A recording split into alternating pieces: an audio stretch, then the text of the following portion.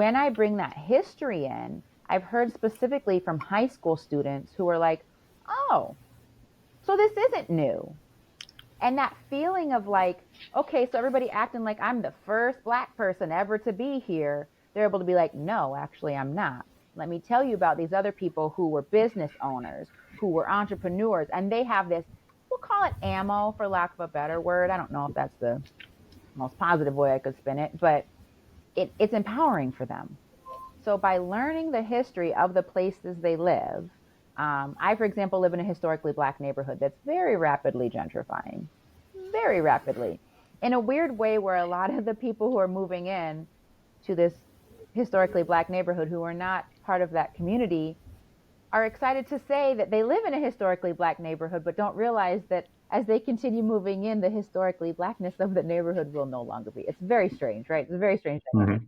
But the community I live in has done an amazing job of keeping that history alive. We've got the name on things. They just changed the street name. We've got his signs, historic neighborhood, and it gives a sense of pride in place. And having a Hmm. sense of pride in place is important. It says that Right. we matter, our history matters, our history is part of the fabric of whatever community we live in. And even for the kids to be like, I'm from this important neighborhood, I'm from this historically Black neighborhood, is very different than I'm from this like Black neighborhood, right? It changes the mindset. And there's nothing wrong with either, but people can tear one down easier, right? Who want to come at you. But when you Hmm. spin and say, no, this is a historically Black neighborhood, you have different ammunition to say back to them. Again, good, bad, indifferent, because I think it shouldn't be that way for whatever kind of neighborhood you come from. But it just says, I can have a sense of pride in place. Right. So you would say that's the trick to, I guess, doing gentrification in a way that still preserves the history that came from. Yeah, isn't that weird?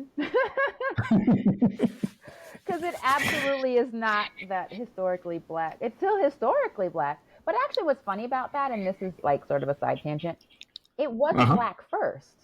It was Jewish Right. before it was Black, but we don't talk about it as a historically Jewish neighborhood.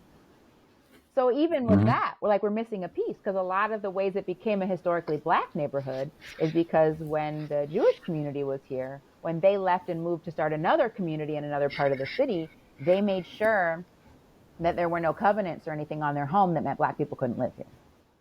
Uh But huh. that isn't even talked about. So that's what's even funnier is that history is gone.